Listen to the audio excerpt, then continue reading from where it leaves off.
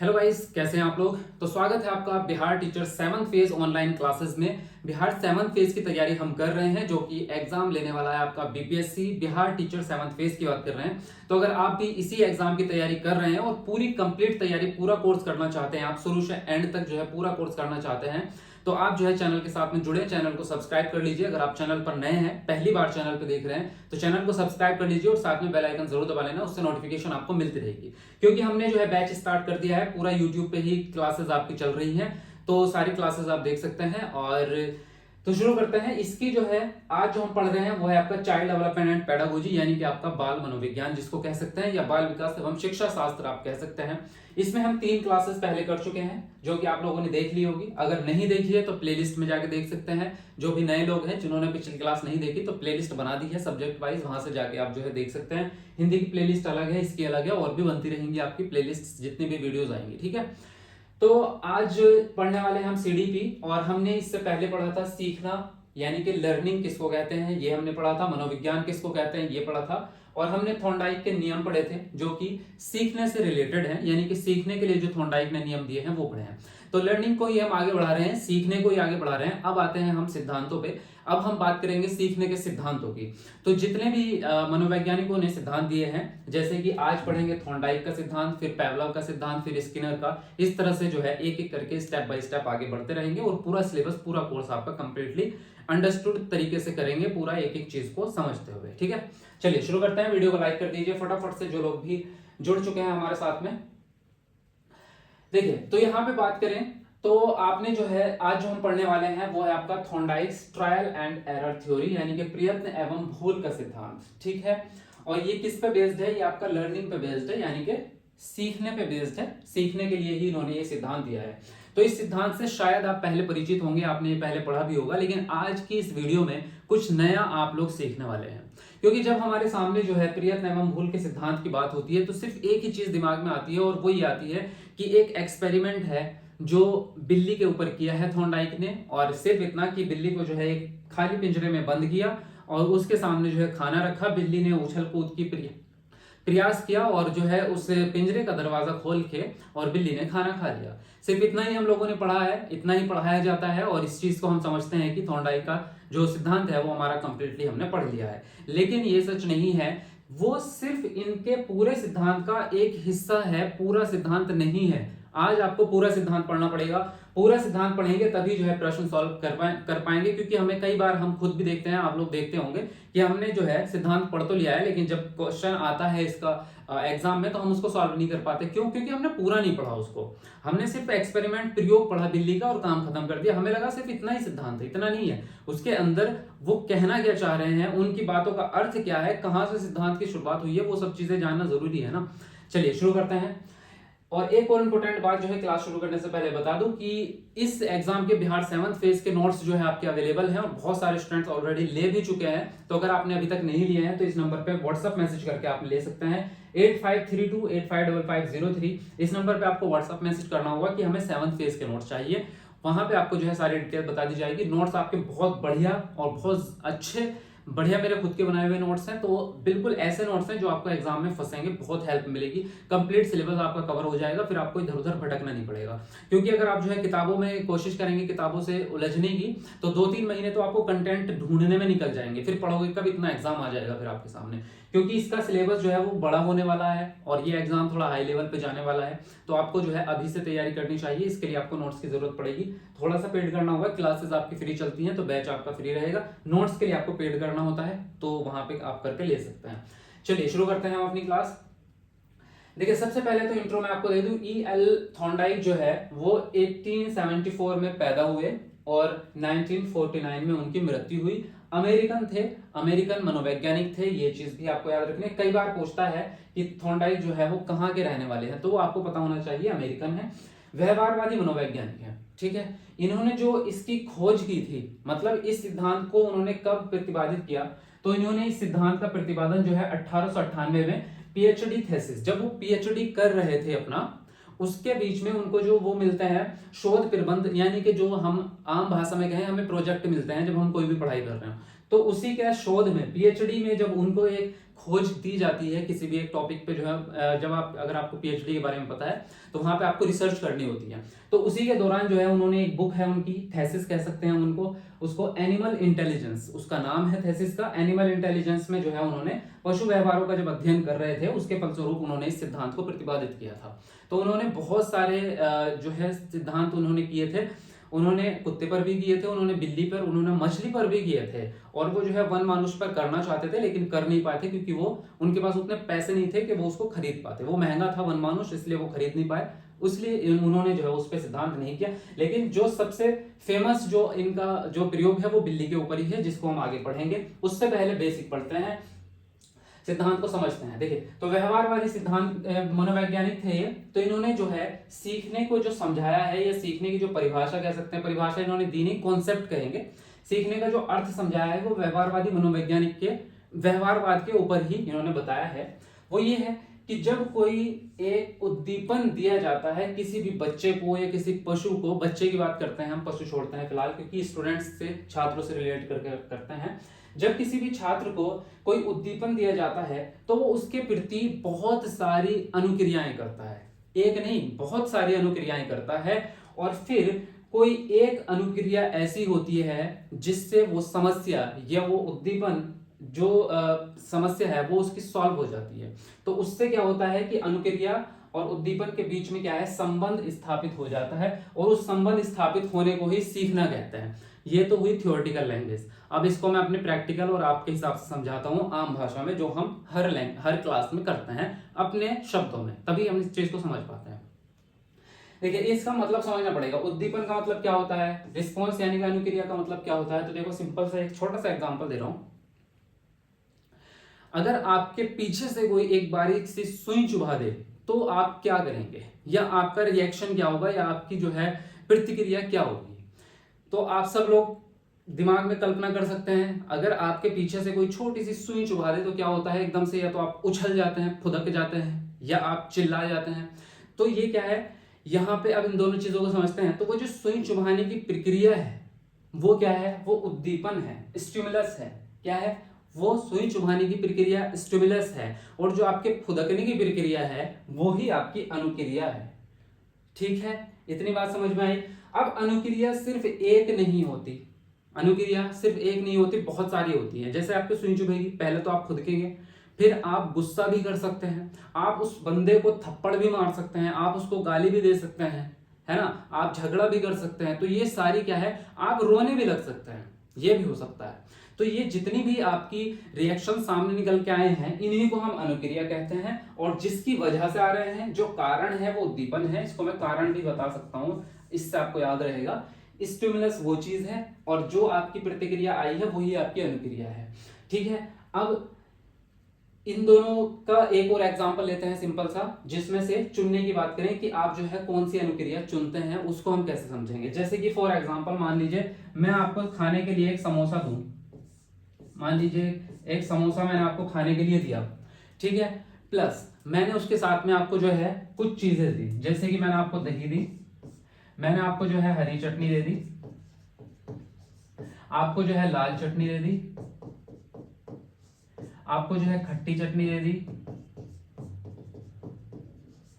या फिर आपको जो है सॉस दे दिया मैंने, इतनी सारी चीजें दी। ठीक है, अब आपको भूख लगी है बहुत तेज, तो आपका रिस्पॉन्स होगा कि मुझे समोसा खाना है।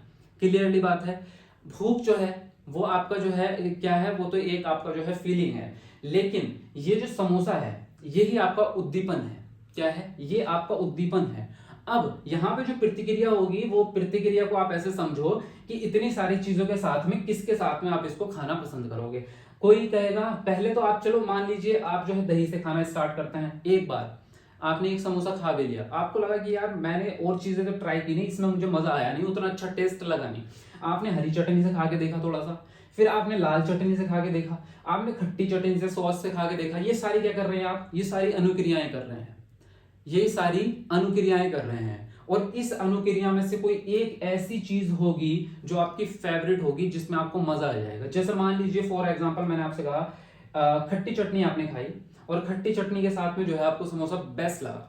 ठीक है, तो यहाँ पे जो है पहले कई सारी आप जो है क्रियाएं कर रहे थे, पहले आपने दही और हरी चटनी से खा के चले गए, अगले दिन आए आप, जब उसकी दुकान पे आपने लाल चटनी और खट्टी चटनी ट्राई की, फिर आपने सॉस भी ट्राई कर लिया, 4-5 बार आपने जो है ये सब चीजें खा ली, और रिजल्ट पे आप क्या पहुंचे कि खट्टी चटनी से अगर खाया जाए समोसा तो सबसे बेस्ट जो है आपका यहाँ पे हमें सबसे बेस्ट रिजल्ट मिल रहा है। तो ये जो इसके साथ में जो संबंध बना है आपका, यही आपकी जो है वो चुनिंदा जो है आपका जो है अनुक्रिया है, जिसको आप सेलेक्ट करेंगे जो आपकी सही है, और इसके साथ में क्या है आपका बन जाएगा संबंध। उद्दीपन अनुक्रिया के बीच में क्या बन जाएगा आपका संबंध बन जाएगा। जब आप नेक्स्ट टाइम अपने दोस्तों के साथ जाएंगे, आप पहली बार में बोलोगे भाई खट्टी चटनी ला के दे, और कुछ हमें चाहिए ही नहीं, साथ में वो ही चाहिए। तो पहली बार में ही आपने रिजल्ट निकाल लिया। पहले क्या हो रहे हैं, ट्रायल हो रहे हैं, एरर हो रहा है, यानी कि आप क्या कर रहे हैं, गलतियां कर रहे हैं, कोशिश कर रहे हैं, गलतियां कर रहे हैं, कोशिश कर रहे हैं, गलतियां कर रहे हैं। लास्ट में क्या होता है, किसी एक चीज को आप सेलेक्ट कर लेते हैं, वही आपकी जो है मेन अनुक्रिया होती है, और उद्दीपन के साथ में अनुक्रिया का क्या हो जाता है, संबंध स्थापित हो जाता है। और इस संबंध स्थापित होने को ही क्या कहते हैं, हम सीखना कहते हैं, लर्निंग कहते हैं। ये था मेन मुद्दा। ठीक, एक स्टेप और आगे बढ़ जाते हैं हम। इतनी बात तो आई थिंक समझ में आ गई होगी, इसमें कुछ बचा नहीं है ना, कि जब हम कोई भी उद्दीपन लेते हैं तो बच्चा या व्यक्ति या पशु बहुत सारी अनुक्रियाएं करता है, उन सारी अनुक्रियाओं में से किसी एक को वो चुन लेता है, और उसको चुनने के बाद जो है फिर उसको वो सॉल्यूशन मान लेता है संबंध बना के, और उसी को हम सीखना कहते हैं। एक चीज से और समझेंगे, आगे बढ़ते हैं।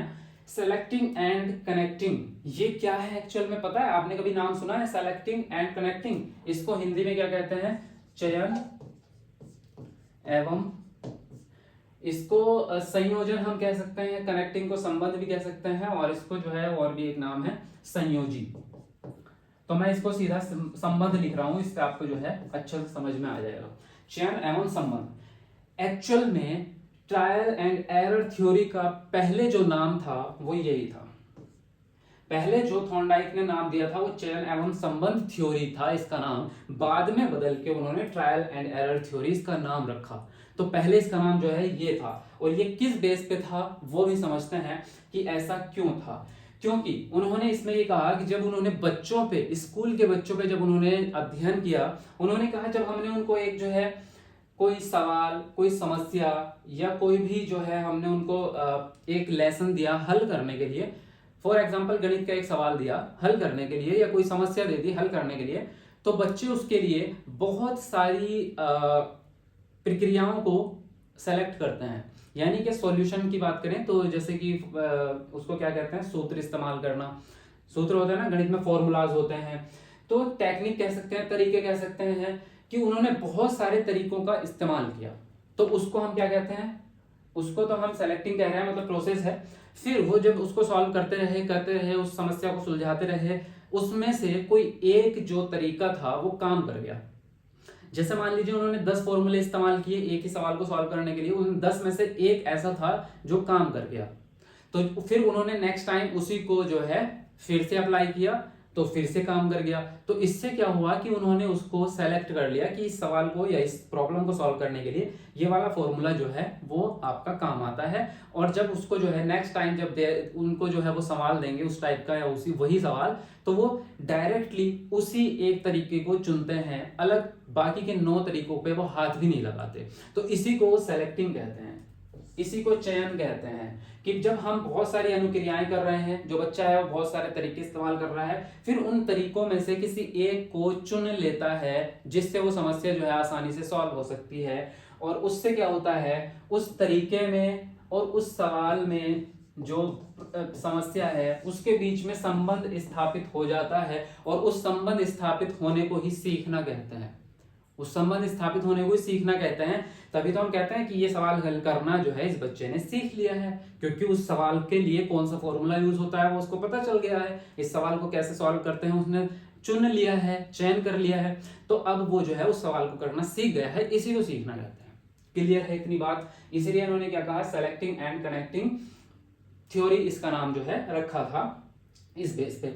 अब उन्होंने क्या कहा इसके बाद में कि अनुक्रिया, जो शब्द है अनुक्रिया, अनुक्रिया क्या है, वो फॉर्मूले हैं जो उसने बच्चे ने इस्तेमाल किया है। यहां पे आप इसको याद रखना, कंफ्यूज मत हो जाना, फॉर्मूलाज। तो ये अनुक्रिया है जो फॉर्मूलाज बच्चा इस्तेमाल कर रहा है। तो अनुक्रिया जो है उसको कहते हैं, यहाँ पे एक चीज आपको जो है ये एस हटा दो यहाँ पे, क्योंकि पहले तो वो बहुत सारे इस्तेमाल कर रहा है, अब उसने एक चुन लिया, तो हम सिर्फ फॉर्मूला कहेंगे, फॉर्मूलाज नहीं। एक अनुक्रिया, तो अनुक्रिया उसको कहते हैं जिसको इस्तेमाल करने के बाद बच्चे को रीइंफोर्समेंट मिलता है, यानी कि पुनर्बलन मिलता है, यानी कि बच्चे को संतुष्टि मिलती है। और इसी बेस पे उनकी जो थ्योरी है उसको रखा गया स्टिमुलस रिस्पॉन्स रीइंफोर्समेंट थ्योरी के अंदर। इसको हिंदी में कहते हैं आपका उद्दीपन अनुक्रिया पुनर्बलन सिद्धांत। नाम सुना हुआ होगा आपने, है ना? नाम तो सुना ही होगा। तो उद्दीपन अनुक्रिया पुनर्बलन सिद्धांत जो कहते हैं हम थॉर्नडाइक की थ्योरी को, वो इस बेस पे कहते हैं। अब बात में समझ में आई। अब अगर आपसे डायरेक्टली पूछ लेता मैं शुरू में ही क्लास के, उद्दीपन अनुक्रिया पुनर्बलन सिद्धांत जो है वो क्यों कहते हैं, तो आप लोग बता नहीं पाते, क्योंकि आपने सिर्फ बिल्ली का प्रैक्टिकल पढ़ा है और सारी चीजें तो पढ़ी नहीं है। तो ये इसलिए समझना बहुत जरूरी था। तो इस बेस पे कि जब किसी अनुक्रिया को इस्तेमाल करने के बाद बच्चे के अंदर रीइंफोर्समेंट पैदा होता है, उस काम को करने दोबारा करने की इच्छा जो है उसके अंदर पैदा होती है, इसलिए जो है उसको उद्दीपन अनुक्रिया पुनर्बलन सिद्धांत कहा गया, क्योंकि उद्दीपन अनुक्रिया के बाद में सीधा पुनर्बलन बच्चे के अंदर आता है। ये बात समझ में आ गई इतनी। अब आगे बढ़ते हैं। इससे एक चीज सीधी सीधी समझ में आ रही है कि वो चलो लास्ट में बात करेंगे, वो कक्षा शिक्षण से संबंधित है, लास्ट में करेंगे उसको। तो अब आते हैं हम अपने प्रैक्टिकल पे, जो बिल्ली पर जो है पहेली बॉक्स का प्रयोग जो है उन्होंने किया। तो उन्होंने क्या किया, एक बॉक्स था इस तरह से, ये मान लीजिए उसका दरवाजा, यहाँ पे हम बना लेते हैं इसको, बॉक्स हो गया ये, ठीक है। और इसके अंदर जो है ये दरवाजा है, और इस दरवाजे में एक इस तरह की कुंडी लगी हुई है, और इसके अंदर जो है वो बिल्ली है, ठीक है। उन्होंने बिल्ली को जो है दरवाजे के अंदर बंद किया, और ये सिटकनी जो है अगर इसको ऐसे डाउन कर दें, तो जैसे कि मान लीजिए दरवाजे में ऐसे होती है, इसको ऐसे डाउन कर दें तो दरवाजा खुल जाएगा, है ना। तो उन्होंने क्या किया, बिल्ली को जो है भूखी बिल्ली को बक्स के अंदर बंद कर दिया, और उसके सामने जो है उन्होंने क्या रखा, एक मछली या खाना जो है वो इसके बॉक्स के अंदर जो है यहाँ पे उसने जो है यहाँ पे खाना रख दिया, ठीक है। अब क्या है, बिल्ली भूखी है, सामने खाना रखा है, तो खाने की कोशिश तो करेगी, चाहे हम भी होते हैं, हमें मान लीजिए कमरे में बंद कर दिया जाए और बाहर खाना रखा हो तो हम कोशिश करेंगे। ज़ॉम्बी वाली मूवीज देखते हो ना आप लोगों ने देखी होगी, उसमें यही चीज होती है। अगर उसको जो है मान लीजिए ज़ॉम्बीज को एक कमरे में बंद कर दिया जाए और सामने से एक प्राणी को निकाल दिया जाए, तो वो खिड़कियों से हाथ बाहर निकाल के उसको पकड़ने की कोशिश करते हैं, क्योंकि उनका सिर्फ एक काम है, और वो काम होता है खाना, अपना पेट भरना। तो भूखे इंसान का यही काम है कि उसको सिर्फ खाना चाहिए। तो यहाँ पे क्या है, बिल्ली कोशिश करेगी, उसी को हम क्या कहते हैं, ट्रायल, जो हमारा नाम है, प्रयत्न, जो सिद्धांत का नाम है। ट्रायल करा, उसने बहुत सारी जो है अनुक्रियाएं की, वो उछली कूदी झपटी पंजे मारे, सब चीजें की, पिंजरे को तोड़ा फोड़ा, सब कुछ किया। उसके बाद क्या है, उसका जो है अचानक से जब वो उछल कूद रही होती है तो उसका जो है पैर लग जाता है इस पे, जो कुंडा होता है ये वाला, ऐसे, तो उस पे पैर लग गया उसका, और वो ऐसे हो गया, और दरवाजा जो है उसका खुल गया। दरवाजा खुला, उसने खाना खा लिया, ठीक है। एक बार का हुआ, फिर उसने जो है दोबारा जो है उसको डाला पिंजरे में। पहली बार में तो वो खोल नहीं पाई, फिर दूसरी बार में डाला, फिर उसने कोशिश की और पहले से कम टाइम में खोल दिया। फिर जब इस तरह से जो है कई बार उसने प्रैक्टिकल किया, डालते रहे उसको पिंजरे में और खाना रखते रहे, तो एक स्थिति ऐसी आई कि जैसे उसको पिंजरे में रखा तो पहली बार में ही उसने सीधा जो है उसको कुंडे को हटाया और दरवाजा खोला और खाना खा लिया। यानी कि जो कुंडे हटाने की जो प्रतिक्रिया थी उससे उसका क्या है, संबंध जुड़ गया, बिल्ली का संबंध जुड़ गया, और वो जो है उसने उसको खाने को खा लिया। तो यानी कि इससे सीधा सीधा ये समझ में आ रहा है कि जो सीखना है, जो लर्निंग है, वो एक बार में नहीं होती, उसके लिए बार बार कोशिश करनी पड़ती है, प्रयत्न करने पड़ते हैं, और यही थॉर्नडाइक बार बार कहते हैं। तो देखो इन्होंने अपने जो है पूरे सिद्धांत से 3 लाइनें निकाली हैं जो निष्कर्ष है ना, निष्कर्ष है। पहला निष्कर्ष ये है कि सीखने की प्रक्रिया पशु में हो या मनुष्य में समान ढंग से होती है। कैसे, ट्रायल एंड एरर बेस पे होती है, यानी कि जो पशु हो या मनुष्य हो, पहले कोशिशें करता रहता है, गलतियां भी करता है उसमें, और फिर जो है धीरे धीरे उसको जो है वो सीख जाता है, ठीक। तो ये तरीके से होती है। दूसरा क्या है कि सीखने जो है वो क्रमोत्तर है, यानी कि क्रम से चलता है, ना कि सूझपूर्ण। इसमें कोई सूझ इनसाइट अलग से एकदम से नहीं आती, इसमें जो है एक एक स्टेप बाय स्टेप चलता है। पहली बार में ही कोई भी व्यक्ति या पशु जो है किसी भी काम को सॉल्व नहीं कर सकता। वो क्या है, उसके लिए बार बार जो है ट्राई करता है, जब जाके वो धीरे धीरे एक एक स्टेप करके उस चीज को सीखता है। तो उन्होंने कहा कि सूझपूर्ण नहीं है, हालांकि जो कॉलर है वो सूझ पे ही आधारित है, लेकिन उसको हम बाद में पढ़ेंगे। फिलहाल जिस सिद्धांत को पढ़ेंगे उसी की पूरी बात करेंगे, क्योंकि अगर उसमें हम किसी और को मिलाएंगे तो फिर हम कंफ्यूज हो जाएंगे। तो ये कह रहे हैं कि सूझपूर्ण नहीं होता है। तीसरा पॉइंट ये बोल रहे हैं, सीखने में चिंतन या विवेचन का स्थान नहीं होता। यानी कि विवेचन का मतलब भी थिंकिंग होती है, चिंतन का मतलब भी थिंकिंग होती है। विवेचन होता है तर्कपूर्ण सोचना, तर्क के आधार पर सोचना। तो यानी कि कॉन्शियस जो है थिंकिंग जिसको हम कहते हैं, कॉन्शियस मतलब हमारा जो जागरूक दिमाग होता है, ठीक है, एक अनकॉन्शियस होता है। तो ये कॉन्शियस वाली थिंकिंग जो होती है, तो इसमें ये बोल रहे हैं कि इसमें चिंतन थिंकिंग करने की कोई जरूरत नहीं होती। कोई भी पशु हो, कोई भी इंसान हो, अगर कोशिश करता रहता है तो एक स्थिति में वो जो है उस चीज को सीख जाता है। इसमें कोई तर्क लगाने की, कोई दिमाग लगाने की जरूरत नहीं होती। हालांकि मैं इस फॉर्मूले को गलत मानता हूँ, इन्होंने बोला है वो बात अच्छी है और ये काम आता है। ऐसा नहीं है कि इनका सिद्धांत काम नहीं आता, लेकिन ये अधूरा है। अब देखो फॉर्मूला हमने पूरा पढ़ लिया है, अब हम अपने ये चीज भी तो क्लियर होनी चाहिए, कहीं ऐसा ना हो आप सिर्फ इसी को जाके क्लास में लागू कर दो तो बच्चे के साथ जो गड़बड़ हो जाएगी ना। और एग्जाम में भी जो है अगर पेडागोजी में आपने डायरेक्टली ये वाला सिद्धांत सोच के आंसर दे दिया तब भी गड़बड़ हो जाएगी। अगर इसी के बेस पूछा है थॉर्नडाइक से, तब तो आप यही बताएंगे जो है, लेकिन इसकी थोड़ा सा एनालिसिस कर लेते हैं हम, क्योंकि इसमें कुछ दोष भी तो रहते हैं ना, है ना। हर किसी में पूरा 100% तो कोई भी सिद्धांत जो है सही नहीं हो सकता। तो इसमें प्रॉब्लम जो नजर आती है वो ये है कि केवल प्रयत्न एवं त्रुटि से ही सब कुछ नहीं होता है, उसमें हमें दिमाग लगाना पड़ता है भाई। और इसमें जो है हमें सोच भी लगानी पड़ती है, चिंतन भी लगाना पड़ता है, और जो किताब में तो नहीं लिखा लेकिन मैं अपनी तरफ से बता रहा हूं, इसमें हमें पूर्व अनुभव भी लगाना पड़ता है। इसमें अनुभव जो हमारे होते हैं वो काम आते हैं, क्योंकि उछलना कूदना जो बिल्ली का है वो उसका अनुभव है। सबसे पहली बात ये याद रखना, उछलना कूदना जो है वो बिल्ली का अनुभव है, काम आ रहा है वहां पे। हम अगर बात करें तो जो हम साइकिल चलाना सीखते हैं ट्रायल एंड एरर के बेस पे सीखते हैं, इसमें कोई शक नहीं है, लेकिन उसमें भी हमारे पूर्व अनुभव, हमारे चलना, हमारा संभलना, हमारी बैलेंसिंग, बॉडी बैलेंस करना, वो अनुभव तो काम आ रहा है ना। या हमने जो है किसी व्यक्ति को साइकिल चलाते हुए देखा है, वो हमारा पूर्व अनुभव है, वो काम आ रहा है। बाइक चलाते हुए हमने दूसरे व्यक्ति को देखा है, तब हम उसमें कोशिश कर रहे हैं, तो वो पूर्व अनुभव कहीं ना कहीं हमारे काम आता है। और हमें क्लच कब दबानी है, ब्रेक कब दबाना है, गियर कब बदलना है, इसमें सूझ नहीं लगेगी, उसमें हमारी अकल इस्तेमाल नहीं हो रही है। इसमें क्या ट्रायल एंड एरर, अकेले बंदे को भेज तो जरा मर के आएगा वो, उसमें जरूरत पड़ती है ना दिमाग की, उसमें कोच की भी जरूरत पड़ती है, चाहे वो कोच आपके पापा ही क्यों ना हो, है ना। तो इसमें जो है कहीं ना कहीं चिंतन और सूझ अकल की जरूरत पड़ रही है, केवल ट्रायल एंड एरर बेस पे काम नहीं चलता। अब बात करते हैं इस जो ये मुझे सिद्धांत लगता है, इसका सबसे बड़ा प्रयोग होता है गणित में। इसका सबसे अच्छा प्रयोग गणित में होता है, क्योंकि गणित में क्या होता है कि एक भी सवाल हो जाता है, कोई भी एक प्रश्न आपको दिया, कोई सम आपको दिया, उसमें क्या है कभी भी सम एक बार में सॉल्व नहीं होता, उसमें हमें जो है फॉर्मूले लगाएंगे, फिर कहीं एरर हो जाएगी, कहीं पे जो है हमसे कैलकुलेशन गलत हो जाएगी, कहीं पे जो है फॉर्मूला हमसे गलत हो जाएगा।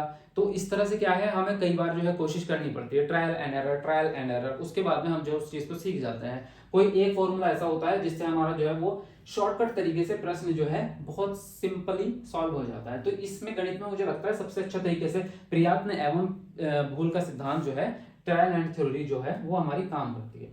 फिलहाल आई थिंक कहने की बात यह है कि पूरा सिद्धांत तो आप समझ ही चुके हो, तो इसमें सब चीजें आपको समझ में आ गई, उद्दीपन अनुक्रिया क्या होती है, संबंध क्या होते हैं, सीखना किसको कहते हैं, वो सारी चीजें आपको।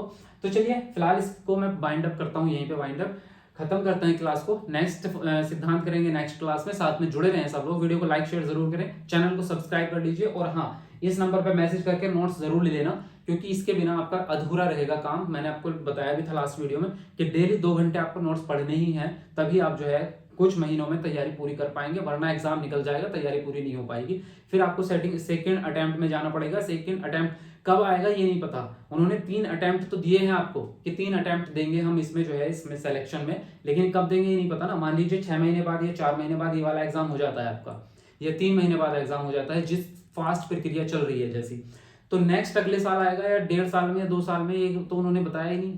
तो अगर 2 साल में आया या 1.5 साल में, तो आप बैठे रहोगे इंतजार में। कोशिश करो पहले अटेम्प्ट में निकालने की, ठीक है। इसलिए आज से ही तैयारी स्टार्ट कर दो और कंटेंट आपको मिलता रहेगा। बेसिक नोट्स मैं इसलिए दे रहा हूँ आपको अभी से, तो नोट्स आप पढ़ना स्टार्ट कर दो। जैसे ऑफिशियल सिलेबस आएगा तो और नोट्स आपको मैं अपडेट करके दूंगा, उसके पैसे भी नहीं लगेंगे, उसकी टेंशन नहीं है, सिर्फ एक बार आपको पेड करना होगा। बाकी क्लासेस यहाँ पे चलती रहेंगी आपकी चैनल पे, तो देखते रहना। थोड़ी सी आई थिंक मुझे ऐसा लग रहा है पहले के हिसाब से अब जो है मेरी लेक्चर वीडियोस जो है वो थोड़ी सी 10 मिनट या 5-6 मिनट बड़ी हो जाती है। जैसे पहले 30 मिनट की होती थी, अब 35 मिनट की हो रही है। पहले जो 20 मिनट में खत्म करता था मैं, उसको 25 या 27 मिनट में, क्योंकि मैं थोड़ा सा एक्स्ट्रा चीजें पढ़ा रहा हूँ। पहले क्या है बेसिक पढ़ाते थे, अब मैं थोड़ी सी और डीपली चीजें आपको समझाने की कोशिश करता हूँ, बताने की, ताकि आप नेक्स्ट एग्जाम में अच्छा स्कोर कर पाओ। तो 5-7 मिनट में कोई फर्क नहीं पड़ता। मुझे लगता है कि आप लोगों को लगता होगा कि बड़ी वीडियो देखना टाइम टेकिंग है, तो टाइम दो, नॉलेज मिल रही है आपको, वो टाइम वेस्ट नहीं जा रहा है, ठीक है। चलिए मिलते हैं आपको नेक्स्ट वीडियो में, तब तक के लिए बाय बाय, टेक केयर।